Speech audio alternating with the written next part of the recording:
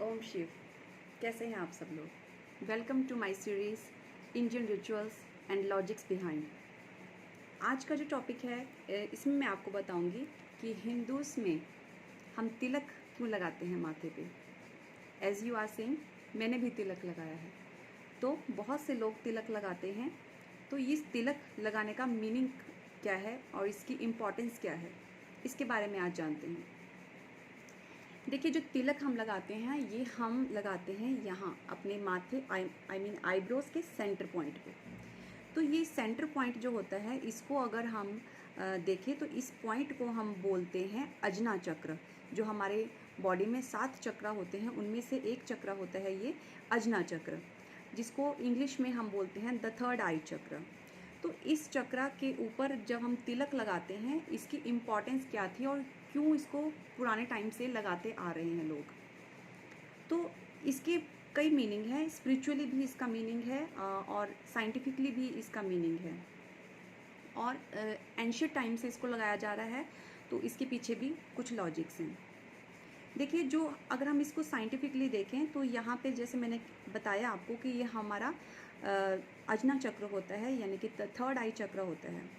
हमारी बॉडी में जितनी भी इलेक्ट्रोमैग्नेटिक वेव्स जो होती हैं वो पैदा होती हैं, एनर्जी जो फॉर्म होती है वो यहीं से, इसी पॉइंट से फ्लो होता है, उसका बाहर निकलती हैं, या इसी पॉइंट से हम किसी चीज़ को अंदर लेके जाते हैं। So this is the point of memorising things. जो भी हमारे पास्ट में चीज़ें हुई हैं उनको मेमोराइज करने का पॉइंट भी यही होता है। जब हम मेडिटेशन करते हैं तो ध्यान का केंद्र बिंदु भी यही होता है।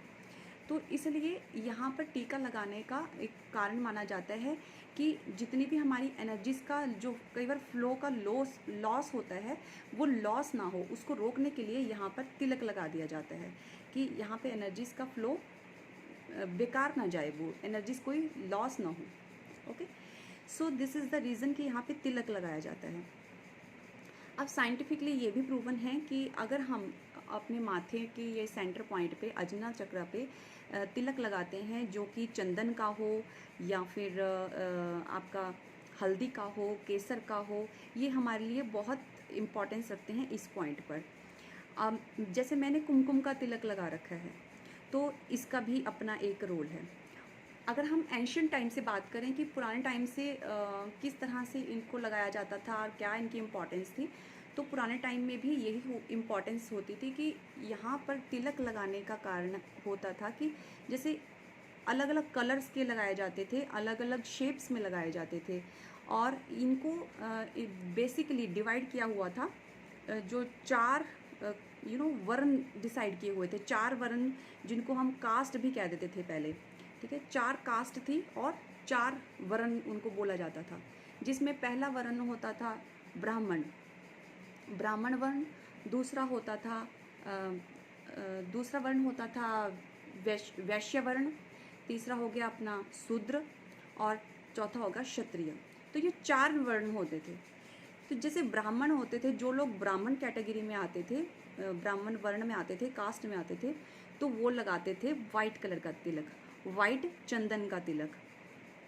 तो ये सिग्निफाई कर देते था कि ये पर्सन ब्राह्मण है। एक तिलक के सिर्फ उसके कलर से ये चीज़ मतलब डिसाइड कर ली जाती थी। जैसे हम किसी की पुलिस की यूनिफॉर्म देख के इमीडिएटली कहते थे ये पुलिस वाला है, तो इसी तरह से जैसे वाइट तिलक चंदन का किसी के तिलक लगाता था तो उसको समझ आता था कि ये ब्राह्मण है। इसी तरह से क्षत्रिय यानी कि जो वॉरियर लोग होते थे तो वो उनको क्षत्रिय कैटेगरी में रखा जाता था, तो वो लगाते थे कुमकुम, जैसे मैंने लगाया है। तो कुमकुम या फिर हल्दी में थोड़ा सा लेमन मिक्स करके उसका कलर जो होता है वो रेड हो जाता था, तो उसको लगाया जाता था। वो एक पहचान होती थी क्षत्रिय की कि ये क्षत्रिय है। इसी तरह तीसरा वर्ण होता था वैश्य वर्ण के जो लोग होते थे वो लगाते थे या तो येलो आपका कुमकुम, कोई येलो कलर का, या फिर उस चंदन में हल्दी या फिर सैफरॉन मिक्स करके येलो बना के उसका कलर, उस कलर को लगाया जाता था। वो वैश्य की पहचान होती थी कि वैश्य वर्ण के, वैश्य वर्ण जो होते थे वो विजडम के लिए उन पर्सन्स को विजडम के तौर पे माना जाता था, और जो कि किसी तरह की फोरकास्टिंग करते थे या बिजनेस के लिए, जिनको अपने कोई भी काम के लिए जिनकी फोरकास्टिंग मायने रखती थी, तो वो लोग इस वर्ण में माने जाते थे। चौथा वर्ण होता था शूद्र वर्ण। शूद्र वर्ण जो होते थे वो ब्लैक कलर का टीका लगाते थे, ब्लैक, जिसको हम भस्म भी बोल देते हैं, या ब्लैक चारकोल का, जो चारकोल में से ब्लैक लेके उसको तिलक लगाना, तो उसको माना जाता था कि शूद्र है। शूद्र जो इंडिकेट करते थे कि हम इन सभी क्लासेस को सपोर्ट करते हैं। ओके, तो ये 4 वर्ण के अकॉर्डिंग 4 अलग अलग के रंग यूज़ किए जाते थे, जो कि इनकी कैटेगरी को डिफाइन करते थे कि ये किस वर्ण से हैं।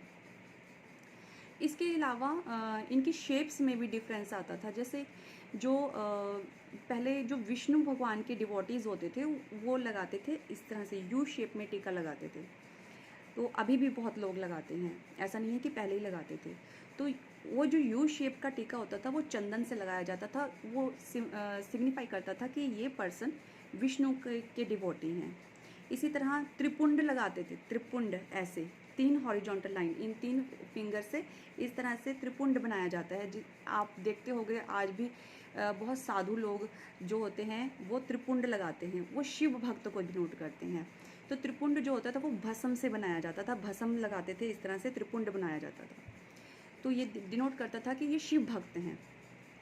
इसी तरह तीसरे जो आते थे वो होते थे जो देवी के भक्त होते हैं, वो लगाते हैं कुमकुम, जैसे मैंने लगाया है, तो एक डॉट सिग्निफाई करती थी कि ये देवी के भक्त हैं, जिनको शक्थस भी बोला जाता था। तो ये इनकी मतलब डिफरेंट कलर्स और डिफरेंट जो इनके शेप्स हैं वो भी होते थे। तो बेसिकली ये सब सिग्निफाई करते थे कि हमको अपने आप पे कंट्रोल कैसे रखना है। तिलक लगाने का मतलब है हमने अपनी एनर्जीज़ को कैसे कंट्रोल करना है, कैसे मन को शांत करना है। शांति के लिए भी जैसे चंदन का तिलक लगाना, चंदन जो होता है ठंडा होता है, तो चंदन का तिलक लगाना, तो यहाँ पे हमारे अगर हमको गुस्सा आता है, हम एंग्जाइटी फील करते हैं, अनरिलैक्स हो जाते हैं, तो वहाँ पे हम यहाँ पे हम लगाते हैं चंदन का तिलक। चंदन होता है ठंडा, इनकी शांत रहना। इसी तरह से अलग अलग इनके मीनिंग निकाले जाते थे कि जैसे रेड होता है क्षत्रिय है, तो इस रेड एक तरह से ये भी डिनोट करता है कि हमको सोच समझ के काम करना है, ठहरो और सोचो। रेड कलर क्या होता है, ठहराव का भी होता है। रेड कलर फोर्स को भी करता है कि चलो ठीक है। येलो कलर इसी तरह से डिनोट करता है कि चलने के लिए तैयार हो जाओ, अपना काम करने के लिए तैयार हो जाओ, ठीक है। तो ये इनके कलर्स जो हैं वो उनके भी मीनिंग होते थे, उनकी शेप्स के भी मीनिंग होते थे। तो ये थी कलर्स और इनके तिलक की इम्पॉर्टेंस और इनकी शेप्स की इम्पॉर्टेंस और लॉजिक बिहाइंड, जो कि पहले भी था आज भी है। आज डिपेंड करता है कि हम इनको फॉलो करते हैं या नहीं, क्योंकि हम अपने मॉडर्न वर्ल्ड की तरफ बढ़ते जा रहे हैं, पश्चिमी सभ्यता की ओर बढ़ते जा रहे हैं और इन चीज़ों को भूलते जा रहे हैं। और आप देखेंगे कि जो पश्चिमी लोग हैं, जो फॉरेन कंट्रीज़ में रहते हैं, वो इंडियन ट्रेडिशंस को फॉलो करते आ रहे हैं और हम इंडियंस जो हैं हम उनकी चीज़ों को फॉलो करते जा रहे हैं।